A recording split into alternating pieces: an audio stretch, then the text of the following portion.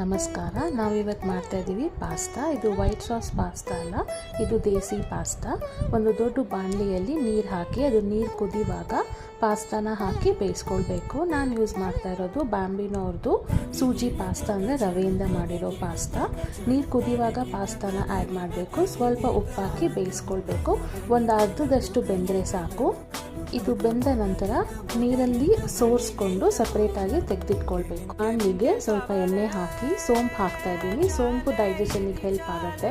ನಂತರ ಈರುಳ್ಳಿ, tomato, ದಪ್ಪಮೆಣಸಿನ್ಕಾಯಿ, carrot ಇದನ್ನೆಲ್ಲ ಹಾಕಿ ಉಪ್ಪು, ಅರಿಶಿನ ಪುಡಿ, ಖಾರದ ಪುಡಿ, ಗರಂ ಮಸಾಲ, ಮ್ಯಾಜಿಕ್ ಮಸಾಲ ಇದನ್ನೆಲ್ಲ ಹಾಕಿ ಚೆನ್ನಾಗಿ ತರಕಾರಿನ ಸ್ವಲ್ಪ ನೀರು ಸೇರಿಸಿ ಬೇಯಿಸ್ಕೊಳ್ಬೇಕು.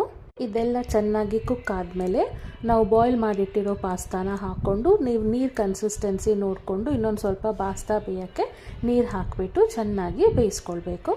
ಇದಾದ ನಂತರ ಕೊತ್ತಂಬರಿ ಸೊಪ್ಪು ಉದುರಿಸಿದ್ರೆ ದೇಸಿ ಪಾಸ್ತಾ ರೆಡಿ. ಇದೇ ಥರ ಹೆಚ್ಚಿನ ಸಿಂಪಲ್ ರೆಸಿಪಿಗಳಿಗೋಸ್ಕರ ನಮ್ಮ ಚಾನಲ್ನ ಸಬ್ಸ್ಕ್ರೈಬ್ ಮಾಡೋದು ಮರಿಬೇಡಿ. Thank you.